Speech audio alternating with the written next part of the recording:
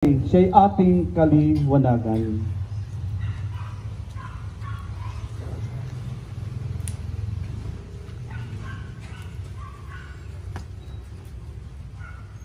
Si Kristo ang nagmamahal simula pa noong araw. Wakas natin siya tantungan. Si Kristo ang nabubuhay, siya'y ating kaliwanagan.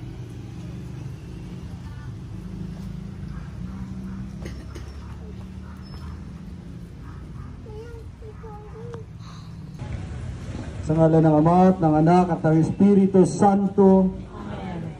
Ang pagpapala ng ating Panginoong Jesucristo, ang pag-ibig ng Diyos Ama, at ang pakikipagkaisa ng Espiritu Santo naway sa inyong lahat. Mga kapatid, sa kabanal-banalang gabing ito na pinangyayarihan ng pagtawid ng ating Panginoong Jesucristo mula sa pagkamatay patungo sa pagkabuhay, ang sambayanan niya ay nag-aanyaya sa lahat ng mga anak na nasa iba't ibang panig ng daigdig upang magtipon-tipon sa pagganap ng magdamagang pagdiriwang. Sa pagganap natin sa alaala ng Pasko ng Panginoong nagtagumpay sa pakikinig ng salita at paghahain ng kanyang buhay, maaasahan natin tayo'y makakapakinabang sa kanyang pananaig sa kamatayan at pamumuhay sa piling niya at ng Amang may kapal.